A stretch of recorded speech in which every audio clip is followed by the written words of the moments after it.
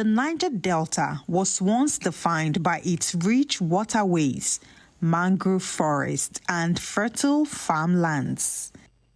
But decades of oil exploration and repeated pollution have altered much of that landscape, leaving many communities grappling with contaminated rivers, degraded soil, and shrinking livelihoods.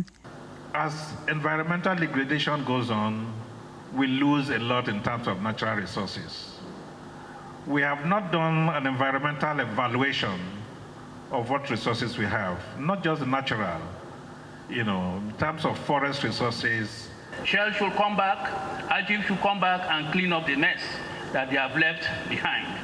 Otherwise, I think things will get worse for our people, because the air we breathe, the food we eat, the water we drink are all polluted.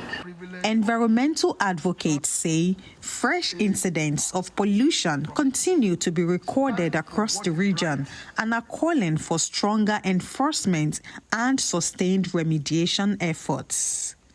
The law has a duty, a responsibility to provide solutions as long as people's rights are affected, and not to use technicalities to cover up the cause for justice. They argue that the environmental crisis extends beyond polluted land and water, warning that poor air quality and persistent emissions also pose serious risk to public health. It's not just water that has been polluted. It's not just the land that has been polluted. The air is even more polluted. So we should not sit back and say action has been taken and that is all. We, people of Niger Delta, are walking hydrocarbons. How do they clean my bloodstream? I stand in solidarity with people in Biola Kingdom that are experiencing gas bubbling, that have been inhaling toxic gases for the past 8 months, that don't even know what the future holds for them. I pray that like yours will not happen in Biola. The United Nations Environmental Programme's assessment of the Niger Delta drew global attention to the scale of contamination and recommended a long-term restoration program. But environmentalists insist that the full extent of pollution is still underrepresented and say affected communities must be actively involved in decisions about restoring their environment. Without a report, we will not know the level of pollution to be cleaned.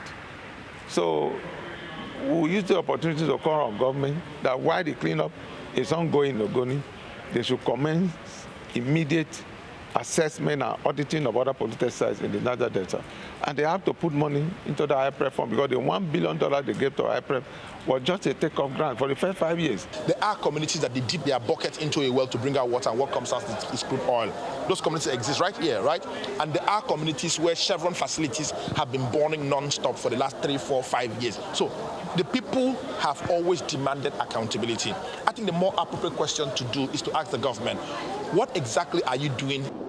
For residents of the Niger Delta, the demand is no longer simply for cleanup, but for a sustainable recovery that restores both the environment and the livelihoods it once supported. In Rivers, for News Central, Biola, Festus.